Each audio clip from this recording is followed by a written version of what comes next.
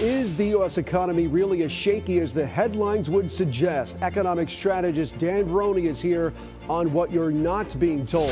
Is it a bad economy or bad perception? While many Americans feel squeezed, some experts say the fundamentals of the economy remain surprisingly resilient. The key question is this really an inflation problem or an energy problem? Here's my conversation with economic strategist Dan Varroney.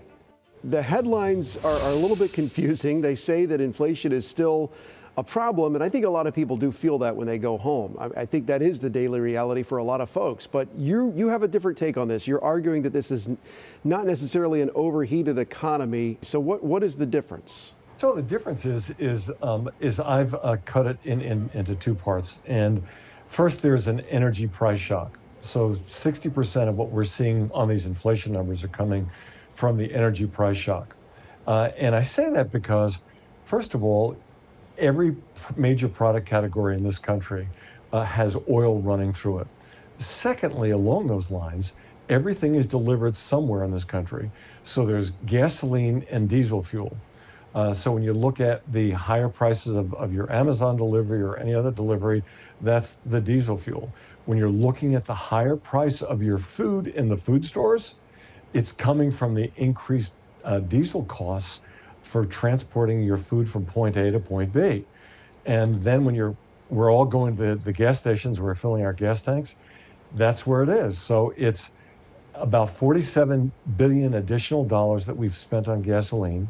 Then the additional money on diesel has added to higher food prices. If energy prices are having the shock waves throughout the economy that you're talking about, doesn't the White House have to answer for that? I have the 18-month rule, Paul, that when you've been in office for 18 months as president of the United States, you've had time to get legislation passed, which President Trump has.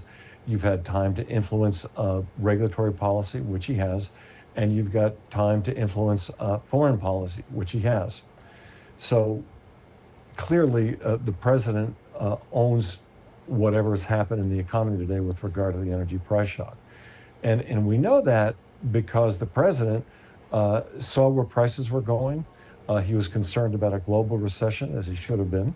And he said, it's time to try and negotiate an end to this. Bringing it back to the viewer, what are the warning signs economically that people should actually be watching out for right now that are not making headlines, or at least is not being explained to the American people enough? So clearly, we need to look at capital investments. So are the small, medium, and large businesses going to continue to invest in new plants and equipment?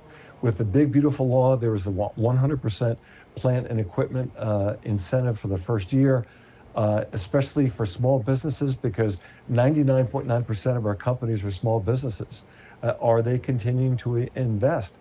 Are they hiring? Are businesses across the board hiring?